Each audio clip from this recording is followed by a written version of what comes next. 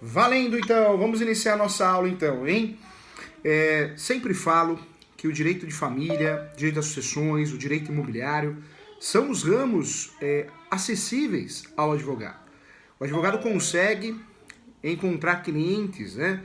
Ele consegue sim viver muito bem dessa advocacia, ele consegue se achar. Talvez outros ramos, né? Talvez uns segmentos diferentes você não consiga, não tenha margem aí para poder entrar no ramo, poder advogar de fato. O direito imobiliário, ele permite isso, o direito civil permite isso, o direito de família, o direito de sucessões permite isso, porque é o direito todo do dia a dia. Não tem jeito, casamos, divorciamos, pensão alimentícia, morte, inventário, é o direito do dia a dia, né? É o direito do dia a dia, os negócios imobiliários, as transações imobiliárias, então não dá para fugir. Assim como acontece com a trabalhista também, né, gente? São ramos acessíveis. O direito trabalhista é acessível. Nós sabemos que normalmente a primeira ação que o advogado faz é uma ação trabalhista. Uma ação civil, um divórcio, uma separação, uma ação de alimentos, uma dissolução de união estável. Então é interessante por causa disso, né? É um ramo acessível. Vamos lá. Direito civil é o ramo, é a matéria, que possui diversos segmentos. No direito civil nós temos o direito de família, temos o direito às sucessões, temos o direito médico que está em alta, temos o direito imobiliário, as transações dos negócios imobiliários, tudo isso tem a ver com o direito civil. Atualmente, a minha opinião, a minha dica sempre é: se especialize. Quem faz tudo não faz nada. Você atuar em vários segmentos do direito civil é uma coisa. Agora, você atuar em direito previdenciário, direito do trabalho, direito eleitoral, criminal e trabalhista não dá. Não dá. Trabalhista, civil, não dá. Porque não existe conexão entre os ramos. Então, a dica sempre é atuar em um segmento, ser especialista em um segmento. E aí, algumas conexões de ramos você pode atuar, porque você vai ter conhecimento para isso. Antes de entrar no tema aqui, quero bater um papo a respeito de uma pergunta que foi feita antes da aula. Então vamos tirar essa dúvida aqui de direito imobiliário. Professor Júlio, quais são os direitos sobre o imóvel? E isso é muito relevante. É muito relevante porque na ação de alimentos, quando o pedido não é prisão, é penhora. É muito relevante porque no divórcio nós temos a partilha de bens. Então, realmente, conhecer os direitos sobre um imóvel é muito importante, é fundamental, eu diria. Nós temos no Brasil direitos sobre um bem, móvel ou imóvel. Para ficar mais didático, vamos focar no bem imóvel. Todo mundo lembra do ditado só é dono quem registra, não é isso? Esse ditado, até que é interessante, até que é bonitinho, mas não corresponde à realidade. Quase que o professor engasga aqui agora, hein? Fui comer uma batatinha do McDonald's, ficou na garganta agora, mas foi, passou. Quando eu falo de direito sobre um bem, é o plural mesmo, direitos. Nós temos o direito registral, só é dono quem registra, o direito de propriedade. Esse direito realmente é o direito de maior segurança. Professor, qual a maior segurança que eu posso ter em relação a um bem imóvel ou imóvel? Direito de propriedade, né, gente? Quando um carro está no seu nome, ele é seu de fato.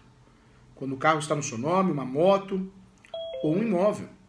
O direito de propriedade, ele não é um direito absoluto, é um direito relativo. Nós sabemos que o direito de propriedade, ele tem limitações, são muitas limitações.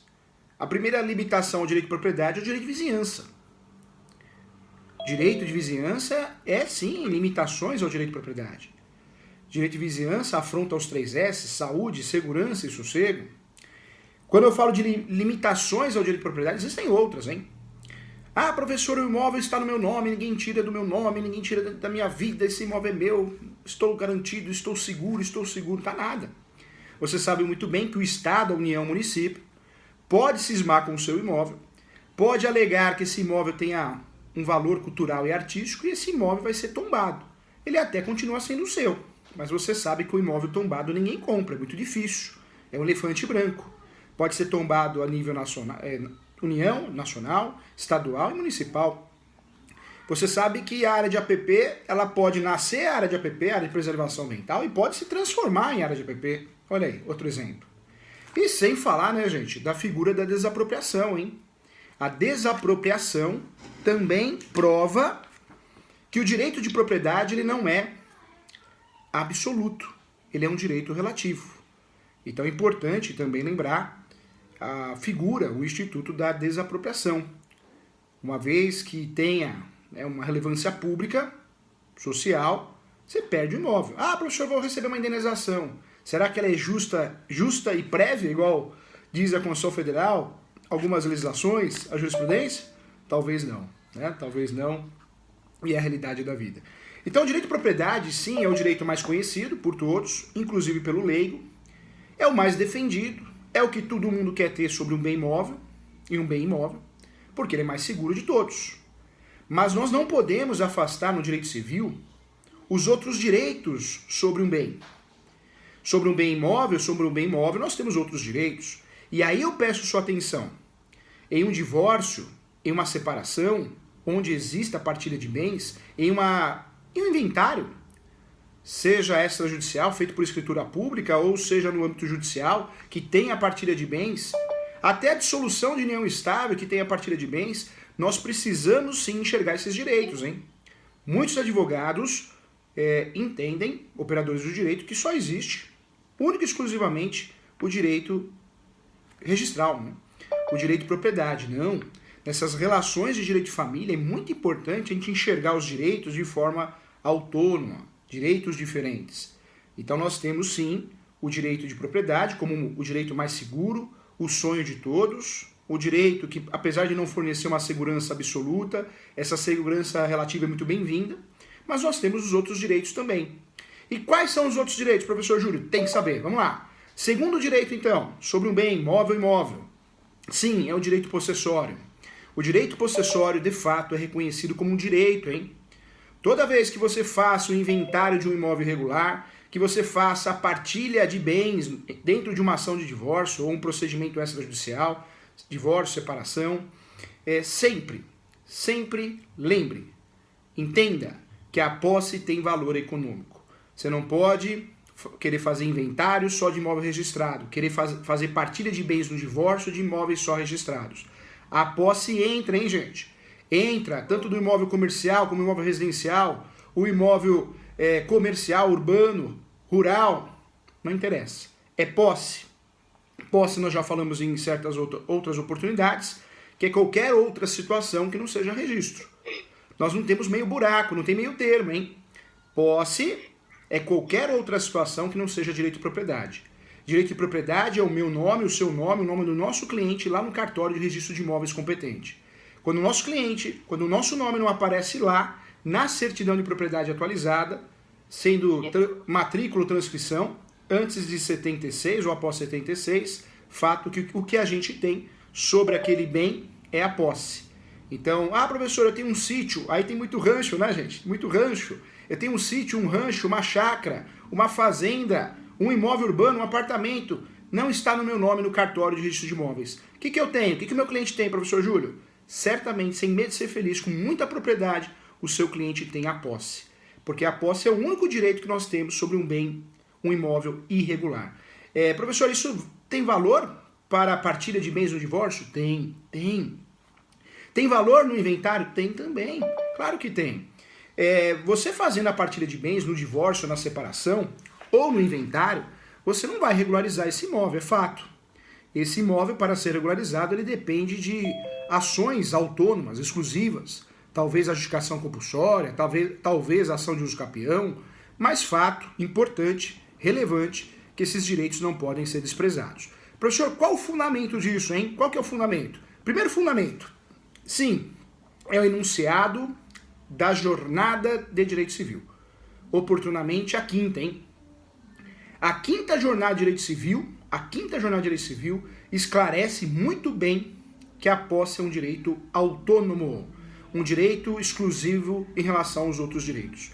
Então, esse enunciado você tem que anotar no caderno, no seu material, porque você vai usar isso como advogado, como advogada, você vai usar isso uma hora ou outra, em causa própria ou não, tomara que não seja, né? Mas pode ser em causa própria também, para o seu bem, pode ser que seja para um parente, pior ainda, né? Não é fácil advogar para parente, mas fato é que você vai usar esse fundamento que o professor está passando para você.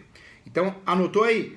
jornada de direito civil. Qual? A quinta. A quinta jornada de direito civil elaborou o enunciado 492. Enunciado 492. O que diz esse enunciado? Esse enunciado diz que a posse é reconhecida como direito. A posse é reconhecida como um direito autônomo, exclusivo, inerente aos outros direitos. Então, cuidado. Infelizmente, na graduação, né, o professor de constitucional dá aula de civil, o de penal dá aula de direito do consumidor, é assim na graduação, né? Na graduação não tem especialista, na graduação nos enganam, é a realidade.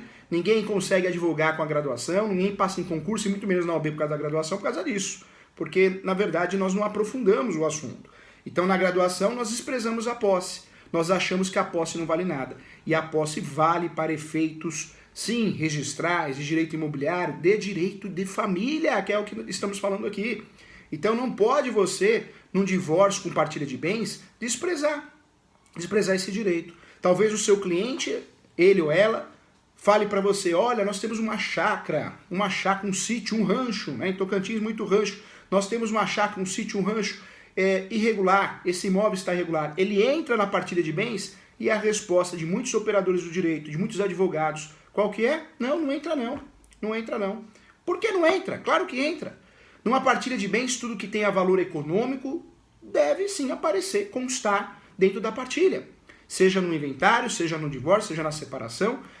Direitos que geram rendimentos, direitos que tenham valor econômico, de fato, devem constar. Então a posse, quem tem a posse colhe os frutos, quem tem a posse pode alugar o imóvel, está lá na lei do inquilinato. Se você pegar a lei 8.245 de 91, está lá, o locador pode ser o proprietário ou posseiro, quem tem a posse pode usar as ações possessórias, reintegração, manutenção e interdito proibitório, quem tem a posse pode usufruir das ações de direito de vizinhança, em quase na totalidade.